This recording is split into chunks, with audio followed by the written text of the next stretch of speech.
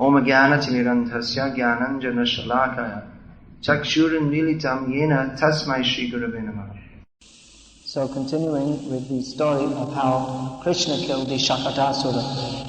Just to summarize that, there was one demon who had entered into a handcart, which is called Shakat, therefore the name Shakatasura.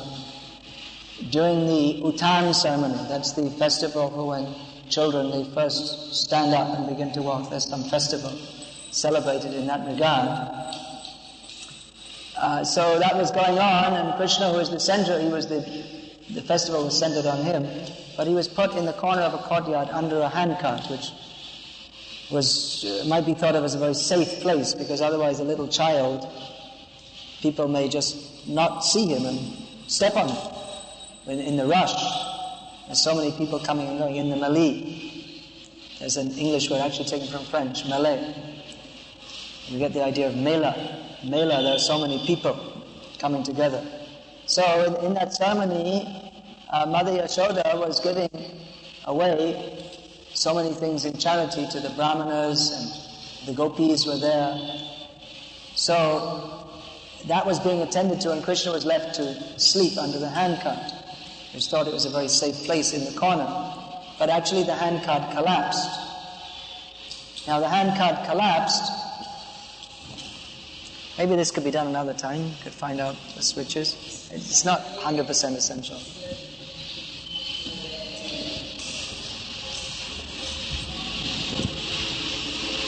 So the handcart collapsed. It appeared that the handcart had just collapsed. And that Krishna, very fortunately, Krishna was under the handcart, but he wasn't disturbed, or he wasn't injured.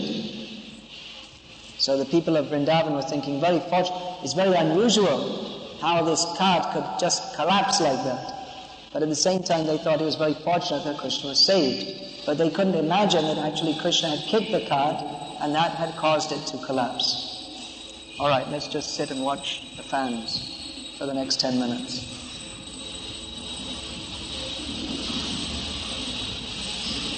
So the handcart collapsed. Actually, that was because of Krishna kicking.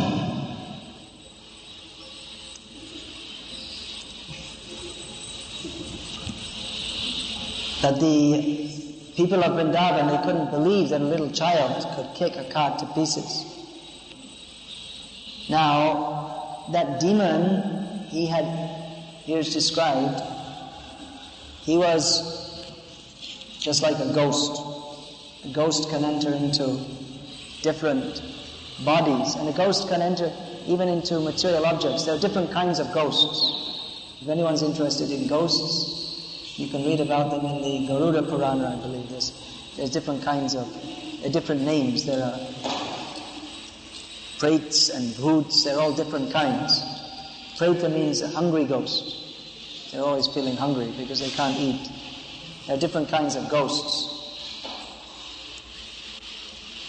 So this Shakatasura, he had entered into the cart.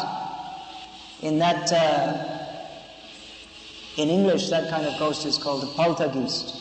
It means they can move some material object.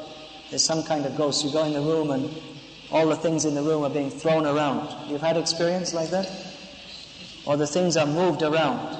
I've had experience of this. One of our centers in Ireland is seriously haunted by ghosts. So you go in the room and everything's all moved around. Sometimes things are thrown around. The bags are open and everything's thrown around. So one of our devotees, she was putting on Prabhupada's tape at night because of these ghosts. But then they'd turn it off. So they have so this ghost, a disturbing element. So this ghost had entered into this handcart, but Krishna, by kicking, he kicked the cart to pieces, and also kicked that Shakatasura out of the material world altogether, very mercifully, because a ghost means he's in a very unfortunate, unhappy situation. But by the touch of Krishna, all the demons killed by Krishna, they get liberation. Especially those who, Krishna, the supreme original form of the personality of Godhead, generally they get Sarupya Mukti, they get a real form. They give up the imitation form of the material body and get a spiritual body. Now yesterday the question was asked that is Krishna killing as Vasudeva Krishna? We read that Krishna, he is the original personality of Godhead. His Divya Kishora Murti in Vrindavan is his original form. That form is particularly concerned with enjoying the sweet pastimes with the residents of Vrindavan. Not killing pastimes, but the killing that also goes on in Vrindavan. So that is enacted by Krishna in his Vasudeva feature. But we may think that that's just some job that Krishna does. But here, Prabhupada is describing in the purport that that is also his pleasure. Why is Krishna killing all these demons? That's also for his own pleasure. Otherwise he doesn't have to do it. Krishna can kill these demons by some other means.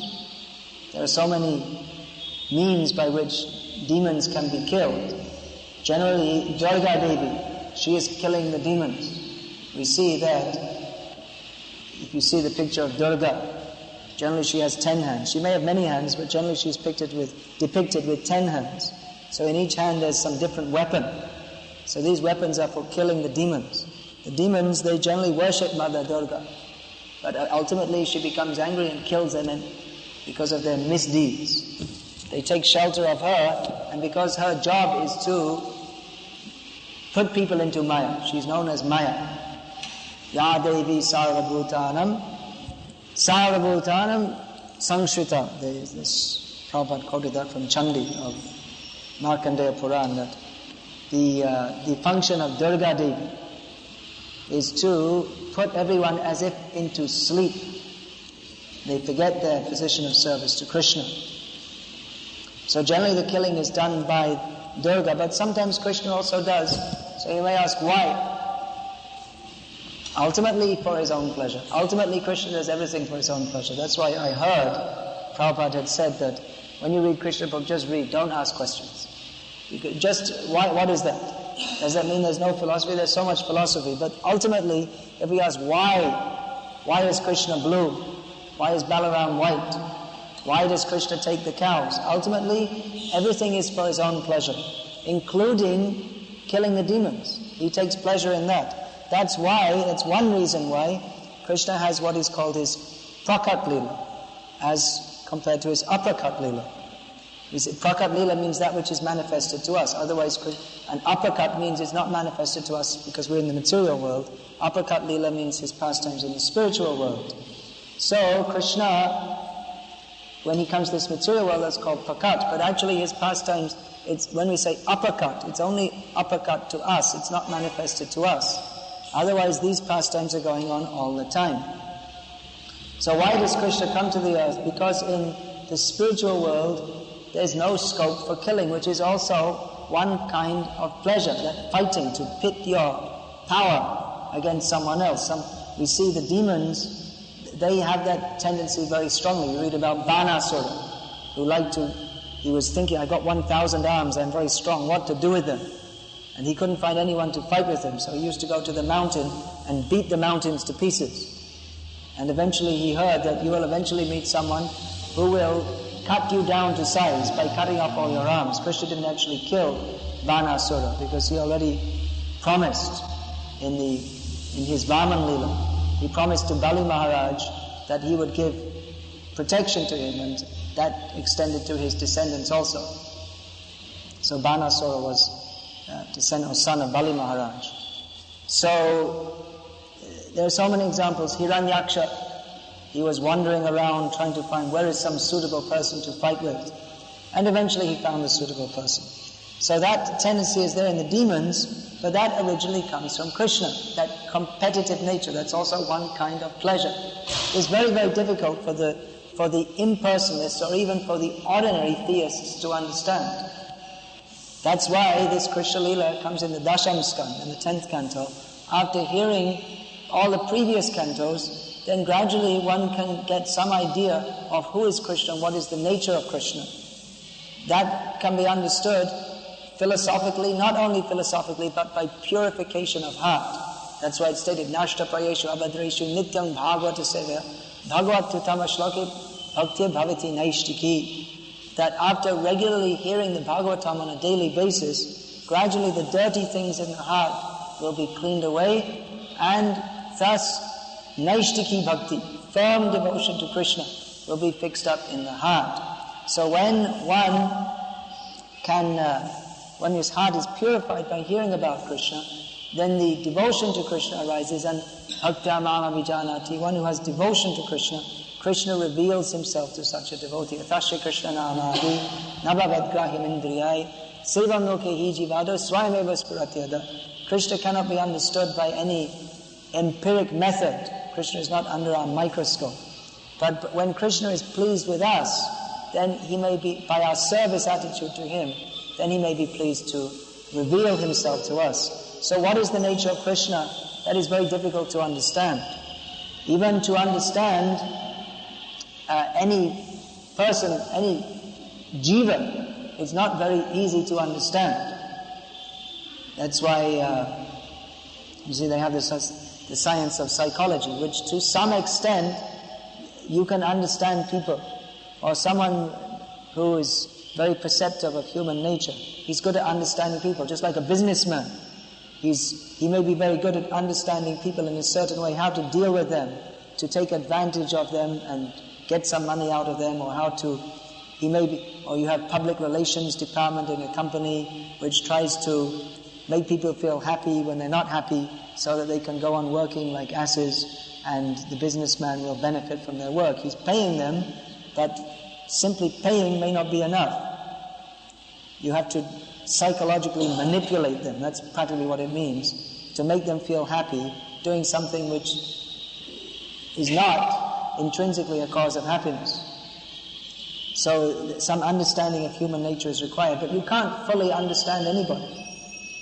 Sometimes when people are very close, it's said they understand each other very intimately.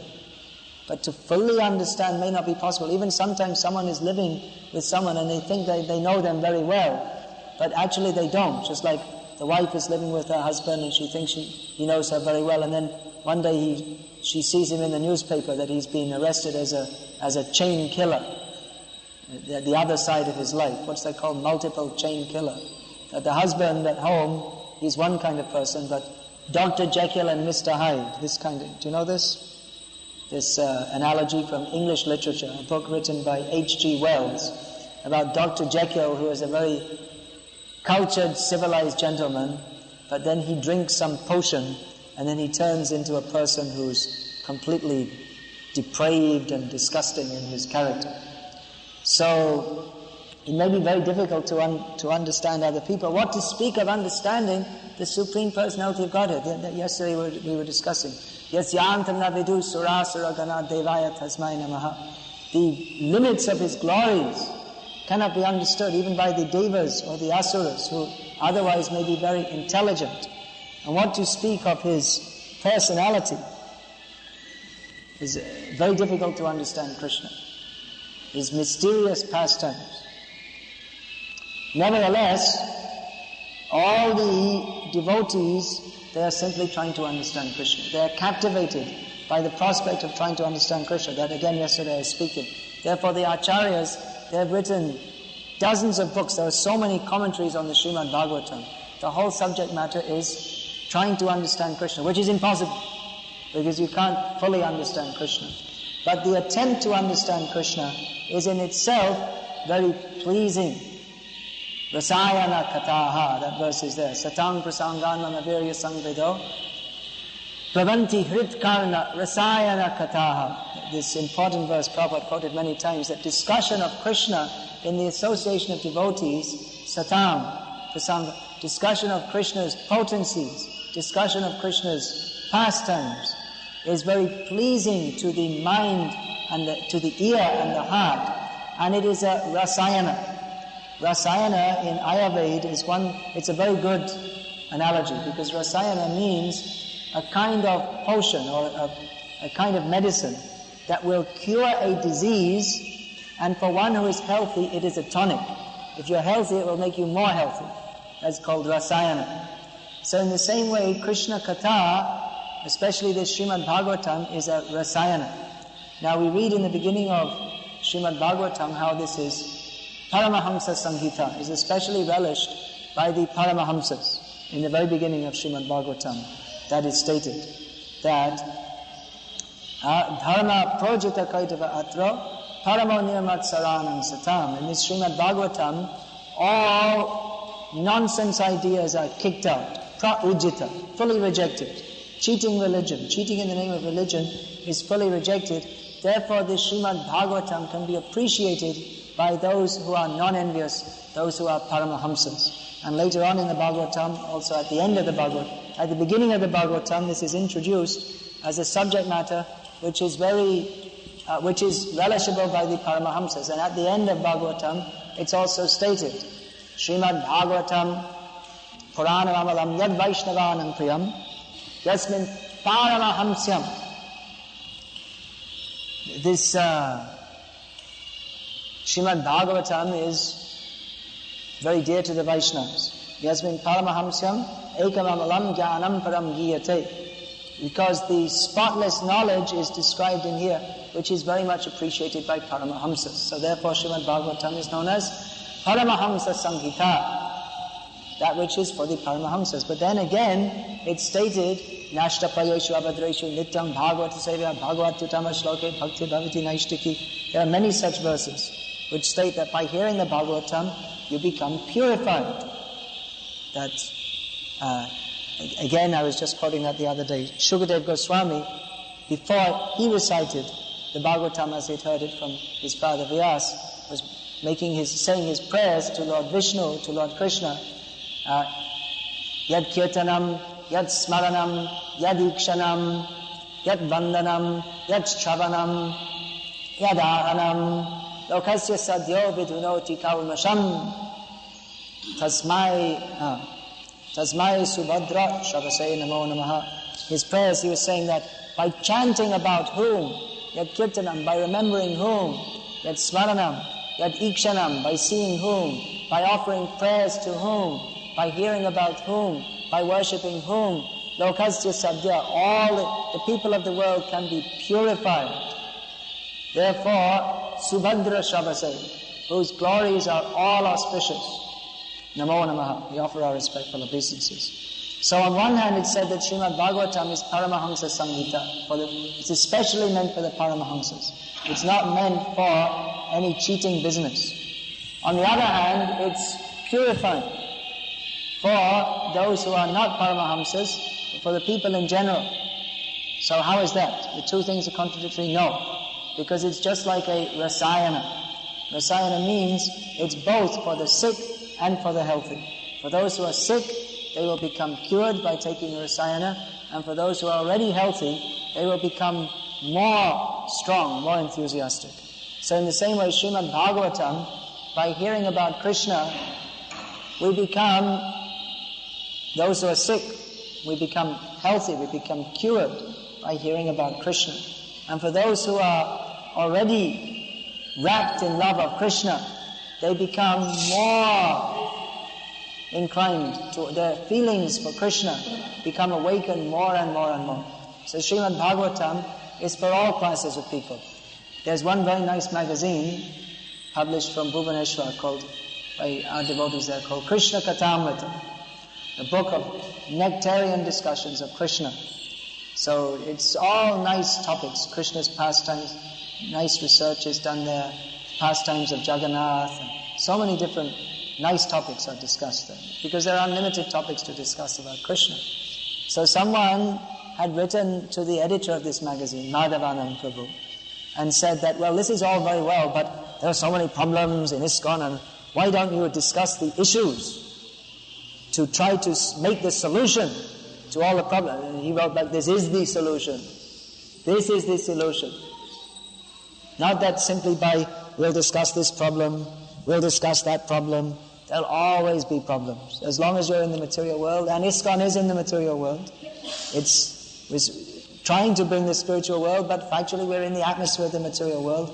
The very first words I ever read about Krishna, at least in this lifetime, in Prabhupada's Krishna book, volume 2, first I read, that Krishna was the cynosure of all eyes for the residents of Vrindavan.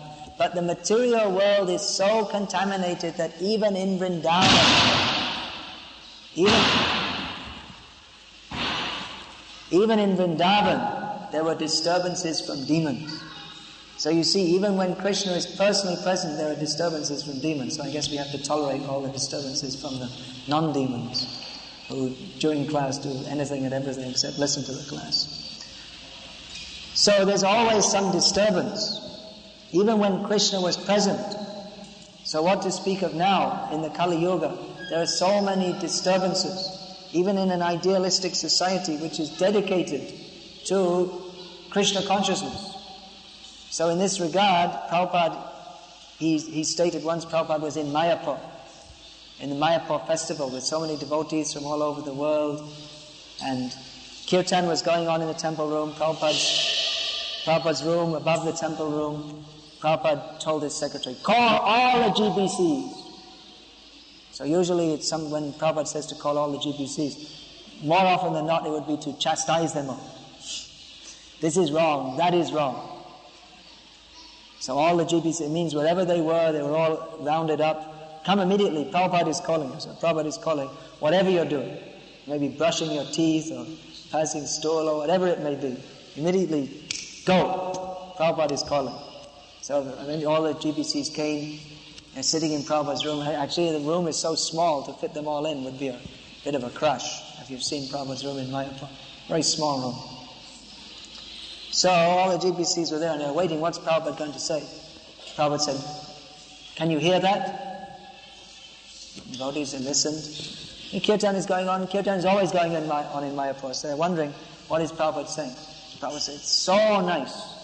The sound of that Kirtan. I just wanted to call you all because I'm enjoying hearing this Kirtan. I wanted you to enjoy this also. So Prabhupada said, in future we should call, there should be from our different temples around the world, 500 men at every time. They can come in shifts from America and Australia and so many different places. They can come and again go. There should always be 500 men, and we'll have continuous kirtan like this in Mayapur with many devotees constantly, because the dhams especially, they're suitable for kirtan, for continuous kirtan. Prabhupada explained that elsewhere. So we'll have continuous kirtan, and Prabhupada said that instead of meetings, resolutions, dissolutions, and no solutions, better we should have kirtan. This is the cure for the problem. What is the cure for all the problems within ISKCON? What should we do? Glorify Krishna. Will that make the problems go away? Hare Krishna. In one sense, no. Because there'll always be problems. Even if you solve one problem, there'll always be another problem. Rest assured, there will always be problems. That is the nature of the material world.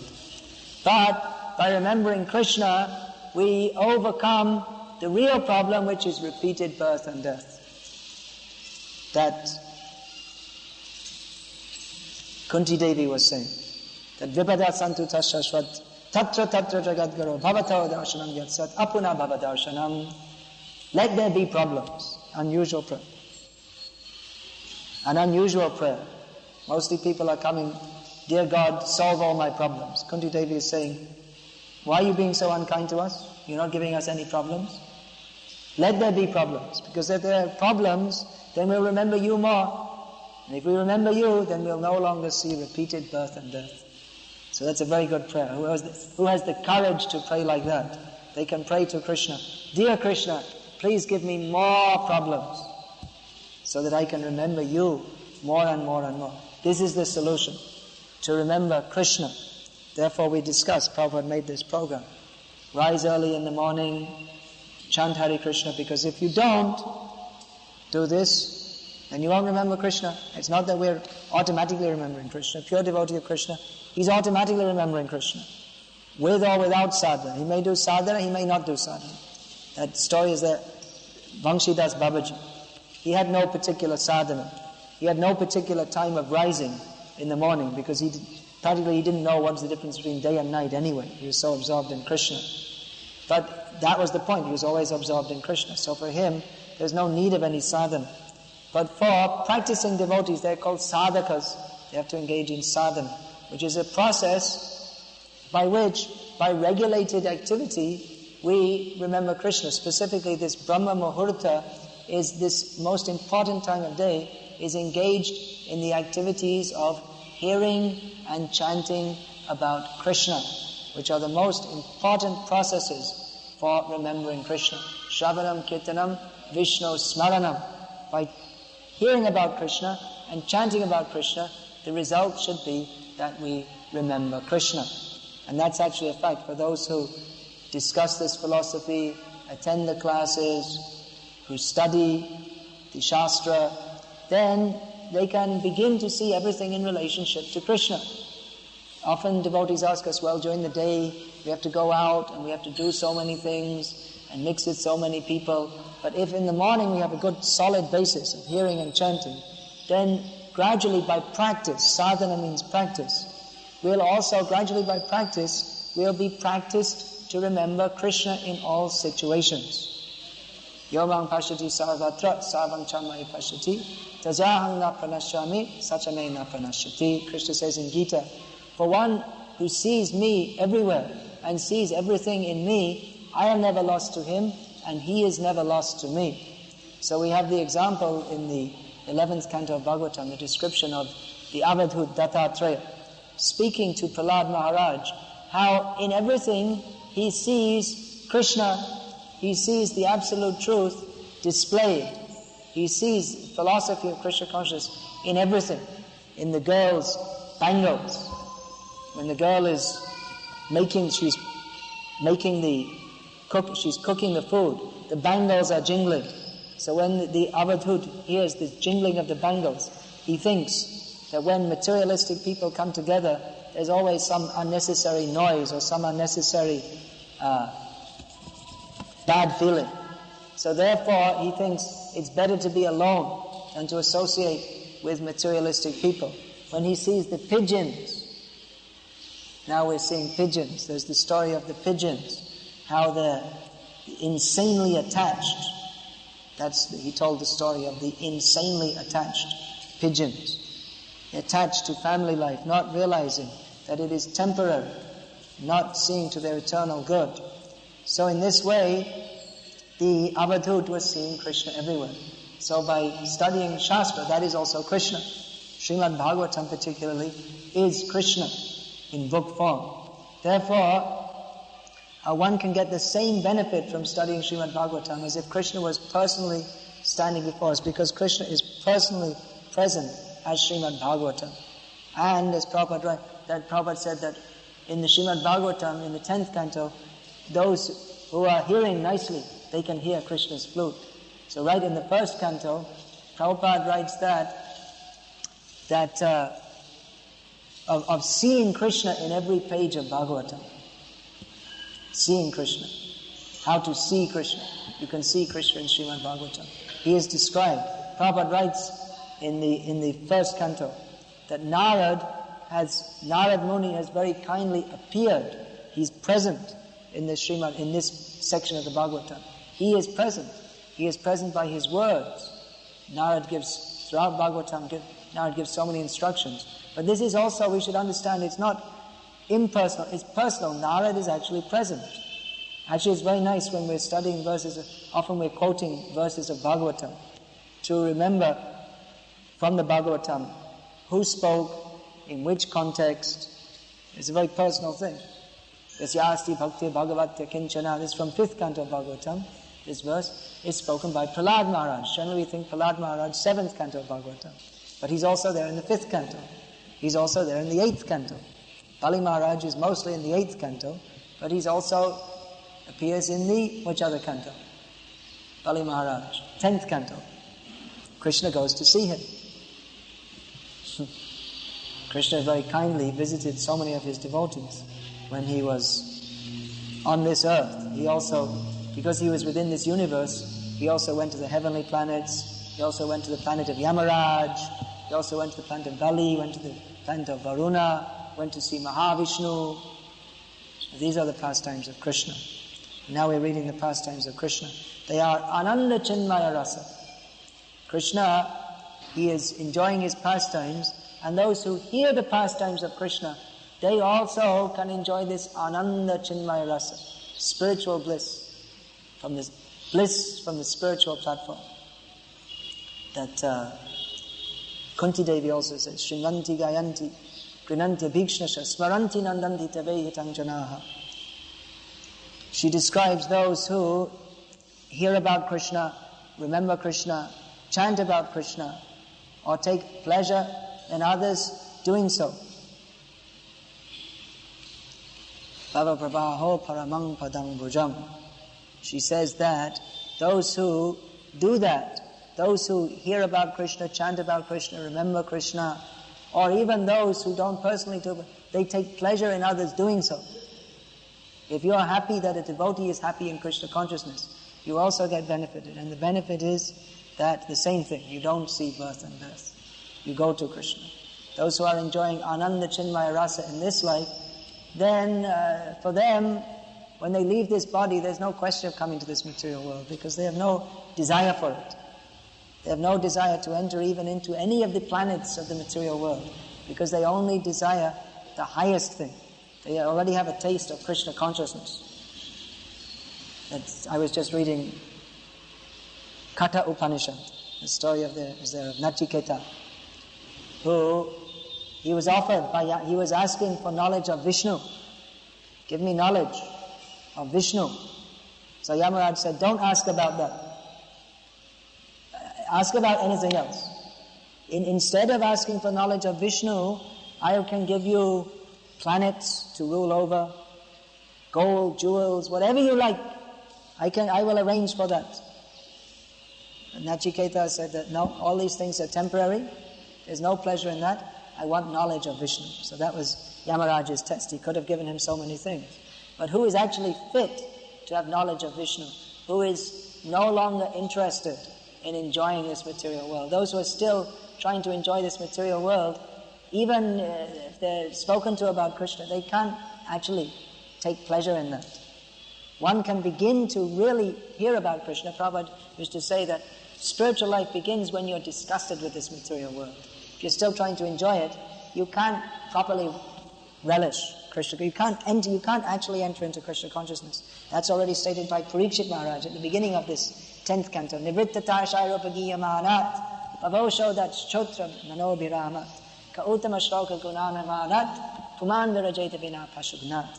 He says that those who are nivritta trishna, those whose material desires are finished, those who are finished with the prospect of enjoying this material world, they will enjoy chanting about Krishna, which is bhavoshoda. It is the medicine, again coming to that point, rasayana. It is the medicine for the disease of birth and death. You can go to the doctor. Have you got medicine for acid stomach? Have you got medicine for headache? Yes. Have you got medicine for joint pain? Yes. Have you got medicine for babies' problems? Yes. Have you got medicine to stop death?